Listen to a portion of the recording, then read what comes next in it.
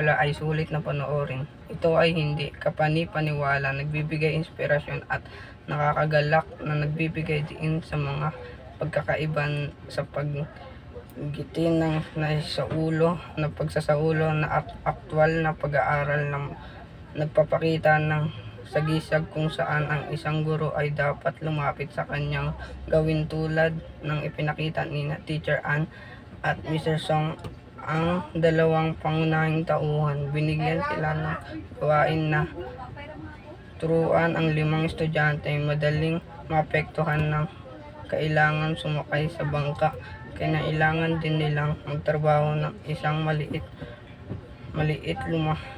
lumulutang ang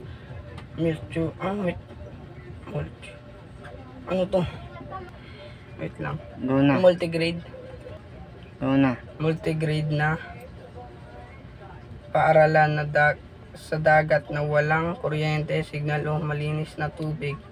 Ang mga mag-aaral ay nahihirapan sa pagbasa, pagbabaybay at mga problema sa matematika, bukod sa isang pang mga hamon sa pag-aaral at walang dating karanasan sa mga makabagong teknolohiya. Nahihirapan pa silang ugnay ang mga halimbawa sa kanilang mga aklat-aralin.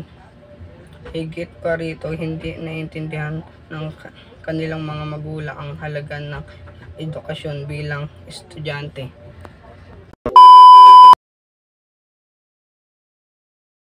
Number 1.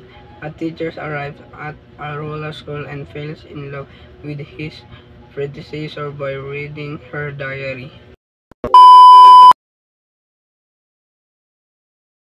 Number 2. The teacher's diary is a heartwarming film that explores the of love, dedication, and the transformative power of education set in a remote village school. The film tells the story of 2 teachers who, despite their own personal challenges, make a profound impact of the love or life of their students.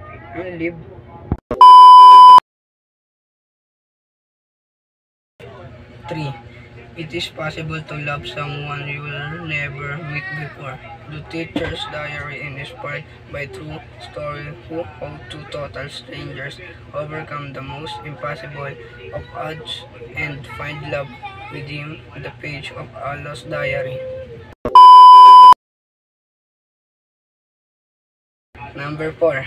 Unexpectedly, one of the best movie I have ever seen. A complete mix of fun, heartwarming, 5.